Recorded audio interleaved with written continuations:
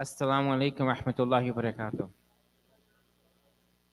Alhamdulillah rabbil alameen. Allahumma salli ala Muhammad wa ala ali Muhammad.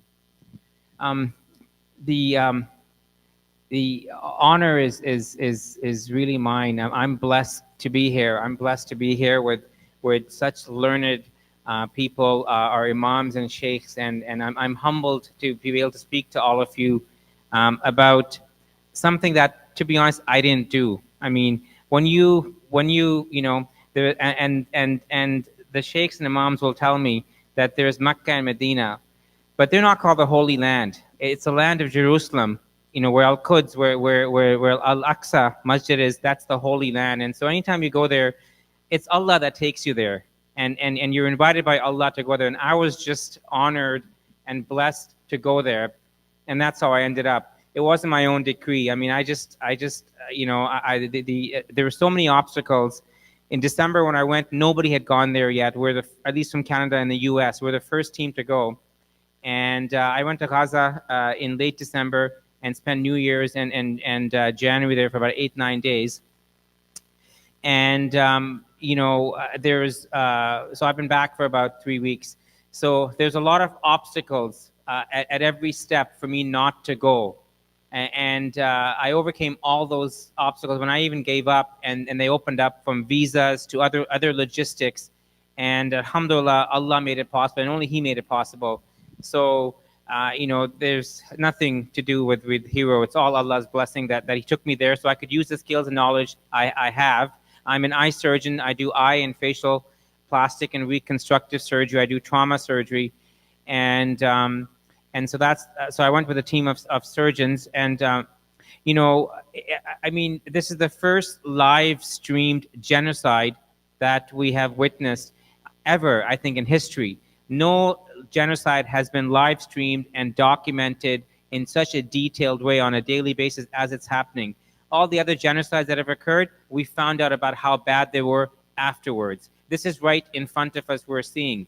So I was depressed, like many of us, for about 100 days or for 3 months before I left, and suffering like we all have been since October 7th, and seeing babies and children and our Muslim brothers and sisters dying and being injured. And it's still going on. It's worse now. It hasn't stopped. It's worse now. So, I felt the same way. And then when the opportunity arose, I was thinking whether to go. Alhamdulillah, I'm blessed with a wonderful family, from my wife to my kids, who encouraged me to go. My wife, Farah, she encouraged me to go. And she said that, you know what, if Allah, people are dying to go there and do something. If Allah has given you the opportunity, then it's an obligation for you to go. And that's all she had to say. And then I went. I went to Cairo, and then we drive about 12 hours to the Sinai Desert, where there's nothing. You may have heard things early on how the Israelis want to move the Gazans into the Sinai Desert. There's nothing there. It's just desert. It takes 12 hours to go through all the checkpoints. I went in through the what's called the Rafah border on the Egyptian side. And, in order to enter Gaza, you have to have approval by the Israeli authorities, the Egyptian authorities, the Ministry of Health in Gaza, and the WHO, the World Health Organization. So when we got there, because it took so long, it was the Maghrib time. It was actually after Maghrib. Maghrib was already there. And by the time we got out from the border into Gaza, it was 6:30. Now, nobody travels at night after 5 p.m. Why? Because that's when the Israelis have drones and missile strikes. Any car on the road after 5 p.m., when it gets dark, they bomb, right? So even the UN has a policy that nobody's on the road after 5 p.m. Even the locals don't go on the road after 4 or 5 p.m., right? So when I got there, it was 6:30 p.m. I was with a UN convoy. We're all worried. And they were going to Rafah, which at that point in time was not being bombed. Now it is. But I was going to Khan Yunis, which was a hot area even back then. And so these two local cousins came to pick me up, and they're in an unmarked SUV, so not an ambulance. And I said, guys, they spoke Arabic, but they spoke some English. I said, is it safe to go? Because all the other UN people are really scared and whatever. And they said something Arabic, and they go, tawakkul Allah. And they said, trust in Allah. So I said, okay, that's fine. And then the only time that I was scared when I was going into Khan Yunis uh, was a 20-minute drive. It was at nighttime. There was no car on the road. We were the only car, and and it was an unmarked car. And at that point in time was when I had fear, but I didn't. I started saying my shahada. 'Cause that's it's funny how we talk about death, and the sheikhs and the imams will know is that when you actually truly feel like you're going to die, what do? What are the first thoughts that will go through your mind if Allah gives it a blessing to be alive a few minutes before you're going to die? Sometimes we don't know when death comes, right? And I right away started saying the Shahada. I had my tasbih with me. I started saying Ashhadu an la ilaha illallah. I immediately asked Allah for forgiveness because only Allah knows between Allah and I how much wrong I've done in this life. And I asked Him for forgiveness for everything and anything that I've ever done. I of course prayed for my family, my wife and my kids in particular.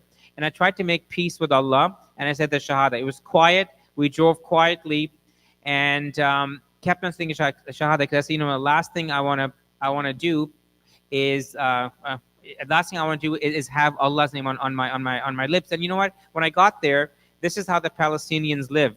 Okay, many of them told me that their nighttime routine now, because they don't know if they're gonna wake up, because they're bombing residential buildings. Everybody, 100% of people, like everybody, has lost someone that they love and has lost something, like everything, right? Like their lives. And so they don't know if they're going to live or not. And they said that what they do is every night, many of the doctors I work with, they do wudu and they pray 2 rakats and they say the shahada and they go to bed. That's their nightly routine. It's like brushing your teeth. They do, wudu, 2 rakats, shahada, and they go to bed. And I started doing that when I was there. And it's a habit that I did not have before, alhamdulillah. But now I try and do it as much as I can. And I'm always reminded this is what they did in Gaza, because you never know when Allah will take you. And for them, it's a real thing. It may not be so real for us, although we also don't know when Allah will take us, but it was real for them because it literally was happening. Alhamdulillah, you know what? I after about 20 minutes of truly feeling like you're near death and being happy with it and at peace. So subhanallah, and that's what faith gives you. Imagine if I did not have faith. Like if can't even imagine if I did not have faith, how would I feel, right? You don't have any anchors, but to me it felt nice. I was at peace, ready to die, and subhanallah, that has been the biggest blessing for me going there. And maybe Allah has His reasons why He took me there. I got there, and the first thing I see was the emergency sign, and I went to the European Gaza hospital, which used to be their kind of modern hospital. But now it's been turned into at that time, now it's even worse now. At that time in late December, it had about 20,000 people that were sheltering in and outside of the hospital because they think, relatively speaking, the hospital is the safest space. Although the Israeli army has shown us that there's no space that's safe. They have no limits. There's no law that they'll obey. There's no boundaries. There's no red line for them at all. There's nothing, right? They do whatever they want to do. And you never know, but relatively speaking, it's a safe spot. So the first thing I noticed was when I got out was the humming of drones. So the Israeli army has drones going 24 hours. These are mostly spy drones. And they're going 24 hours everywhere. And this is constant humming that you hear constantly. And the Palestinians know when it's a quadcopter drone, because a quadcopter drone that I discovered is a drone that has weapons, that has missiles on it, and that fires missiles, which kills people. So that's what really, really scares them when they hear the quadcopter. Otherwise, they live with the humming of drones everywhere, and it's life for them.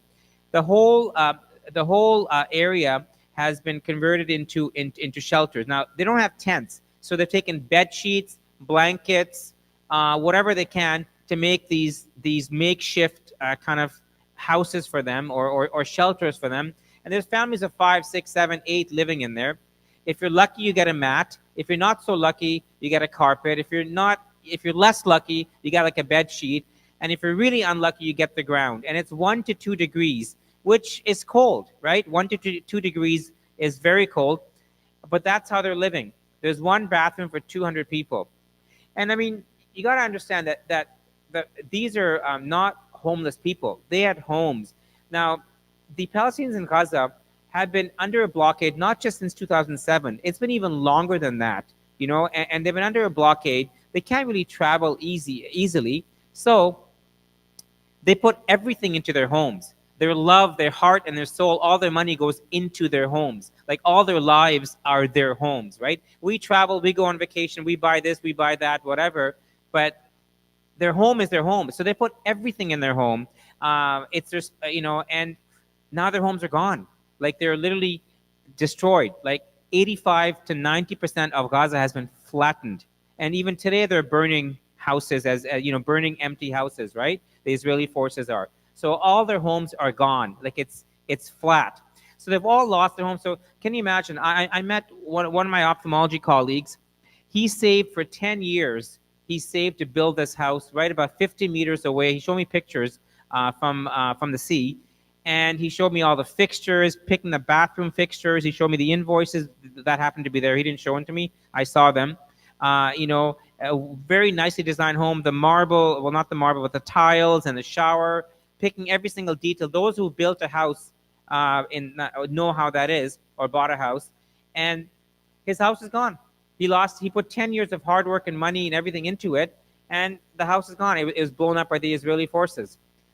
So this is what they're living through, right? And when I got there, the the hospital has about 250 bed capacity, and they had about over 1,000 patients there, patients with serious injuries, serious orthopedic injuries, lying all over the floor. There wasn't an inch. There wasn't an inch of floor to walk on. There's like people. So every hallway of the hospital is filled with these shelters that people have made with bed sheets, whatever.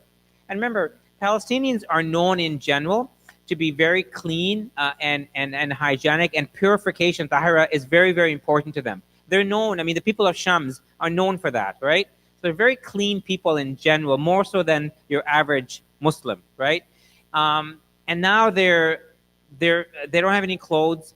When they evacuated their home, when they're forced to evacuate by the Israeli army, they left in these shopping bags with whatever they could carry, right? So they keep on washing their clothes again and again.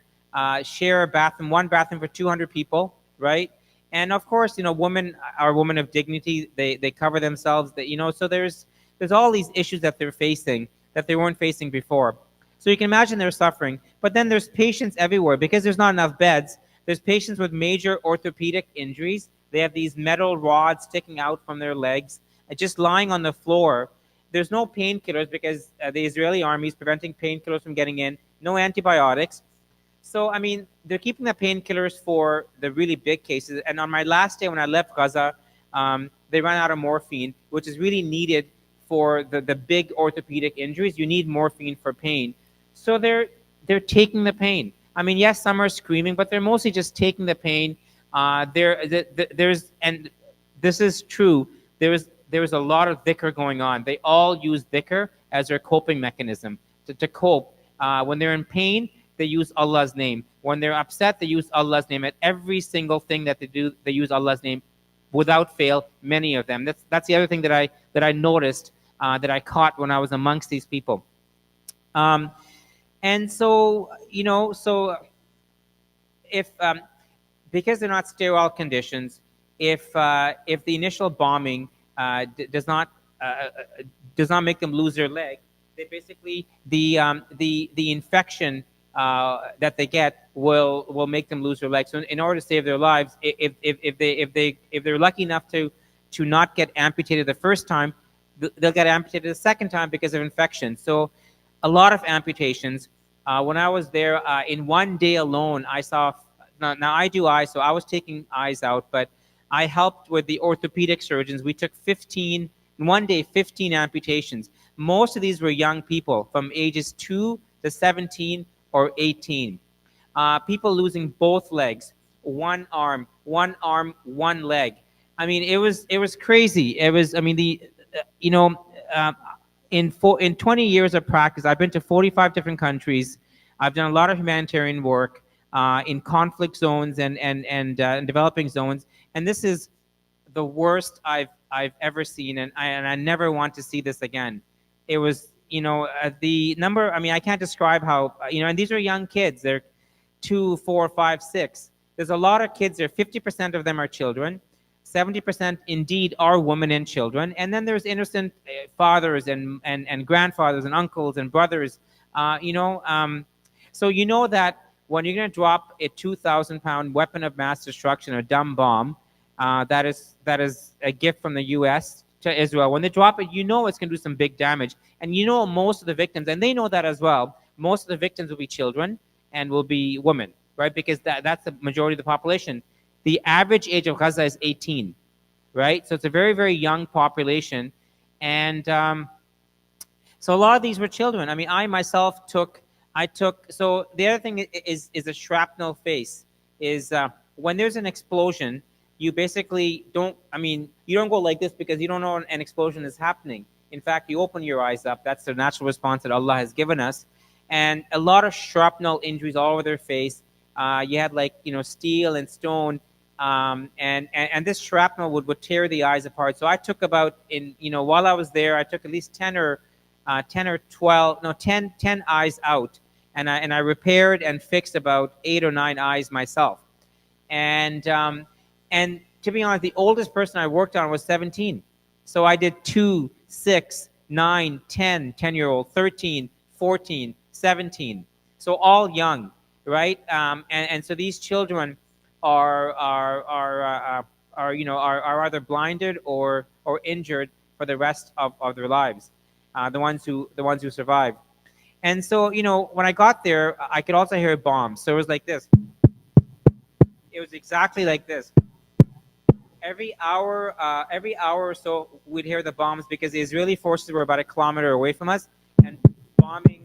And I thought to myself, I said, well, what else would they have to bomb? Like, I mean, how many bombs can you hear? Like, what else is there left to bomb? It's all houses. Like, it's a civilian population. It's all compact buildings and houses. So this going on all the time, and so this is just a sound. I'd hear this, and everything would shake, and you would, because we're so close, you'd feel it in your body, and you'd feel the ground vibrate. But you got used to it eventually. I got used to it. But the Palestinians would say, you know what? Give it 15 minutes, and the mass casualties will start coming in. And boy, did they come in. They came in, and when the mass casualties came in, it was like mass chaos. Like it was chaos. It's like healthcare workers running around. There was people on the floor. There was children and babies left on the floor. Everybody's screaming. There's people with like blood, and I'm sorry to be graphic, but that's the truth. And people with rubble because they all live in stone.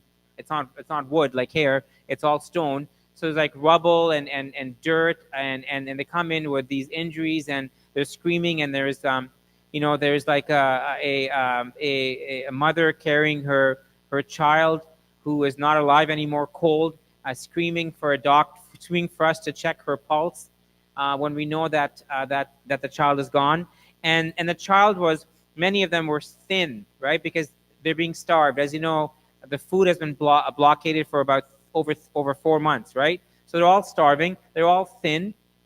They have no bones, no fat, and I mean they're basically starving. And I'd come in, and even when we take a child up to the operating room, they would be dressed in 4 or 5 layers.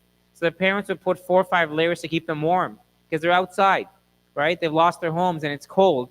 And so then we have to take one layer after the other layer off of a child who's thin skinned, as skinny, and that's what we operate on. And so the mass chaos would be everywhere, and so this is like their regular life. I mean, they've been like this for about for 3 months, like every day, every hour, it's like this. So I mean, it was a lot to take. It's still going on now. I mean, there's still bombing now in Rafah, and so it's Allah is really it's really testing these people. But overall, I'll tell you the first impression I got of the beauty of the people of this area, of this region. And the Prophet ﷺ, as you know, had said that you know what, that the best of his ummah are best of his ummah are excuse me, the best of his ummah are the people from this area. And you know what, you know, I saw the wisdom for myself, because they're wonderful, the kindest, the most generous, the most open-hearted people that I've ever met in my entire life. Alhamdulillah, that Allah gave me the honor to meet them. When I walked in, when I got there, the director of the hospital, Dr. Yusuf Akkad, of the European Gaza hospital.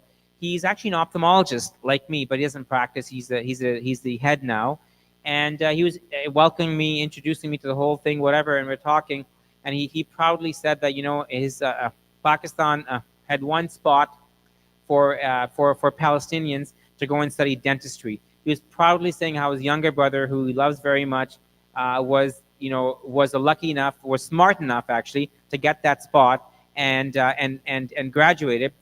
And then he said something which just took me aback. But he goes, you know, Alhamdulillah, 3 days ago he was martyred by an Israeli missile strike, right? And he said it in just a way. And you know, the next day he was back at work, and now he's 2 days later he's back at running the hospital.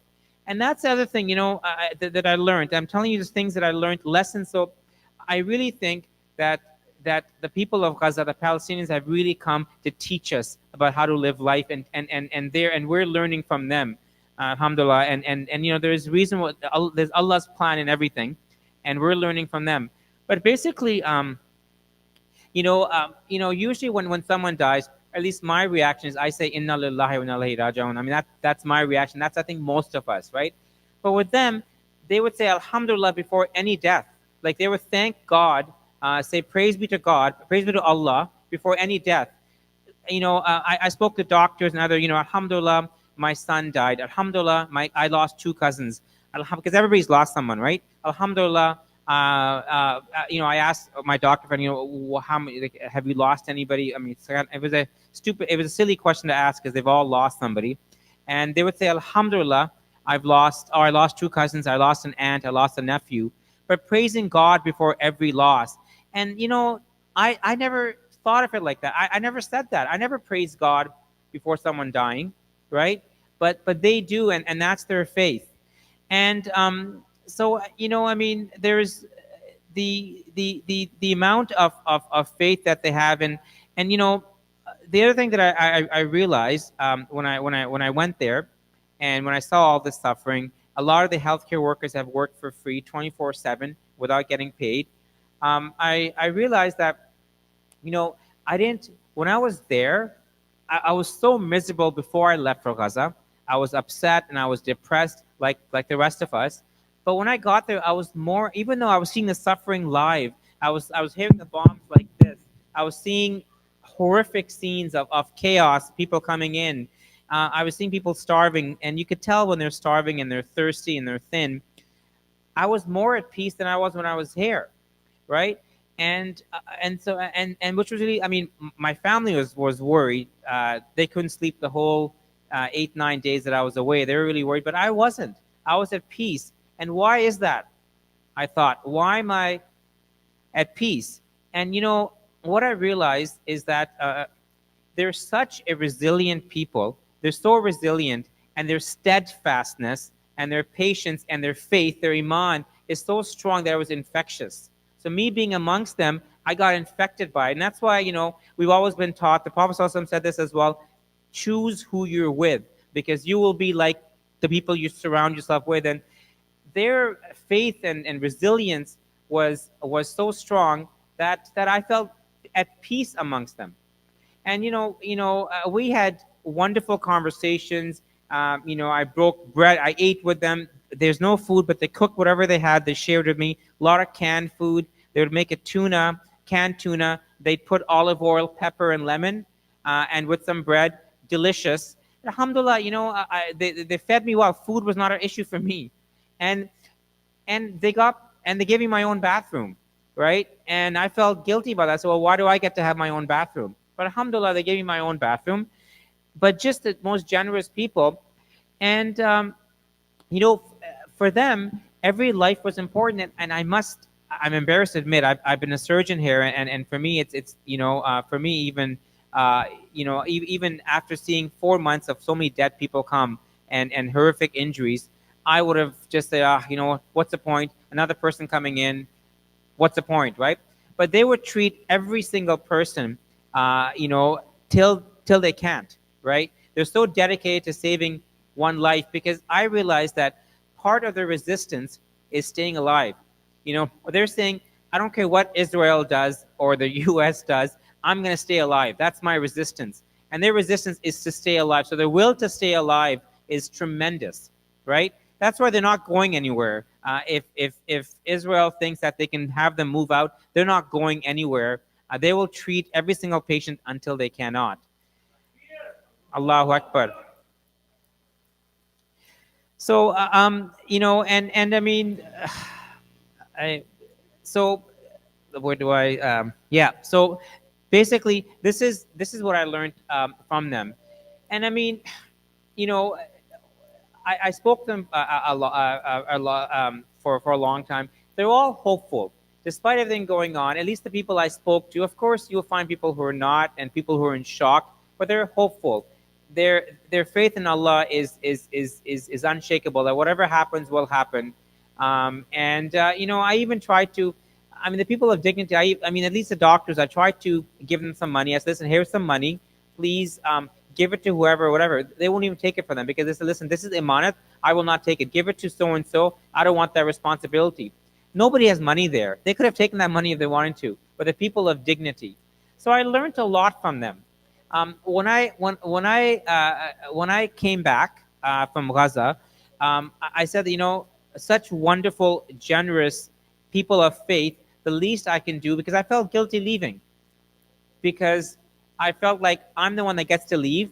So alhamdulillah, peace and security and stability here, and they're left behind, right? I'm the one that suffering, and I'm the lucky one or the blessed one that gets to leave.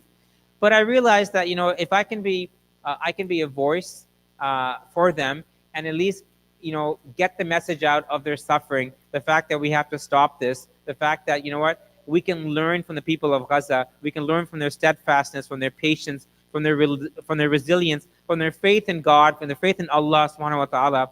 You know what? Then that is. I mean, Allah has His reason for why He's done why He does what He does. But then that's a worthy thing to do. And so ever since then, I've been trying to tell as many people as I can about what a wonderful people they are, and we all know they are, but how much they're suffering. But in the end, I think that in the end, when this is all over, and it will be over, inshallah, it will be over, inshallah. They will need the whole world to help them rebuild, because basically what's happened is that everything has been destroyed. Like, even when I was there's one functioning hospital, really. Everything's been destroyed. And what the Israelis have done is it's brilliant on their part. It's classic medieval ethnic cleansing, really. What they've done is that they've destroyed all the hospitals, and most of the hospitals. And if people have tried to repopulate the hospitals, they've had sniper fire into the hospitals so people don't come back, number one. Number two, they know that the 2,000-pound bombs are not going to get the tunnels, but they'll get the sewage system. And they know this. They'll get the water pipes. So the sewage water mixes with the drinking water, and you get massive disease. Plus, there's about 15,000 dead bodies under the rubble, right? And it's raining season right now. So all that rainwater is leaching with the dead bodies, and all that bacteria is getting in. So they know that that's going to mix in and cause further disease, right?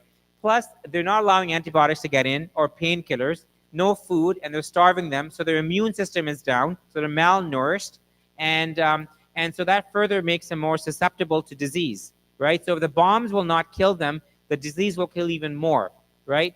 Plus, the other plan is that because they've leveled everything, 85% of Gaza is flat, as you know, is that once this is all over, and it's going to be over, I don't know if they can kill 2 million people or 1.8 million people. I mean, Allah knows best, but I don't think they can. And they're not going anywhere. So what are they going to do with them? So Once it is over, inshallah, there'll be nothing to go back to. So the sick, in order to get treatment, will have to leave to get treatment because there's no hospitals left, there's no healthcare system left, and that's their plan. But Allah is the best planner, as we all know. And so one thing I will leave with this, and I'll come to an end. I will leave with this is that there is hope. As Muslims, I mean, the Prophet ﷺ always taught us about hope. In everything he did in all the battles, it was all about hope. We as Muslims are hopeful people. We're optimists. We're not pessimists. That this is not the seerah of the Prophet ﷺ. It's not what Allah SWT taught us in the Quran. But the seerah of the Prophet ﷺ says that we are people of hope and we are optimistic people, and we're going to be optimistic, or we're going to be hopeful. And the reason for that is that the Palestinians there knew what the world has done. Muslim, non-Muslim, no matter what background you're from, billions have advocated for justice. They know that the next generation, the young people right now, are justice warriors. You want justice, right? And you are well read. You seek out other sources for information and knowledge, and not the mainstream media. You're much more educated, and so they know this, right? So I think, inshallah, as you know, nothing lasts forever. We as human beings, inshallah, if we're blessed, we're on this earth for 70, 80 years. If we're blessed, right? Inshallah, that's nothing, right? I mean, history is hundreds and thousands of years, right? So we only have a very short-sighted, narrow-minded view of life. 70, 80 years, that's nothing. So we know that no settler colonial project has lasted forever. Nothing. Not yet, not in history. And this is not going to last forever either. We know this. They probably know this. Allah, of course, has his plan, right? So inshallah, what I would recommend is that what I've always learned from scholars and our imams is that our job is to advocate, is to post, is to speak up for justice, is to protest, is to educate ourselves, is to read. It's to if we have special skills, it's to use those skills to donate. That's our job. And no matter what happens, we have to keep on doing that. We leave the outcome to Allah. We leave the outcome. The outcome is none of our business, right? Because it may not even happen in our lifetime, but that's okay. What we'll be responsible for on the day of judgment is what did we do. That's all. Allah will never, as far as I know, Allah will never hold us to account for the outcome, but He will hold us to account for what we do. So please, I encourage everybody, young and old, is to keep on doing what we have been doing. It is making a difference. They see it and they talk about it, and it gives them hope. So you're giving them hope, and inshallah, Palestine will be free. That's going to happen. There's no doubt about it, inshallah. And may Allah reward you for all your du'as and efforts. And I'm around if you have any more questions, but I think I'll end off. I've overused more time, but it was a blessing of a lifetime, an honor of a lifetime to visit Gaza. And I feel blessed that Allah chose me to go and invited me to go there. And my heart is still there. I'd be back in a heartbeat because they're just such wonderful people, and I would do anything to help them. And inshallah, let's just make dua that they get through this, that this is over soon, that there's a permanent ceasefire, and Palestine will be free, inshallah.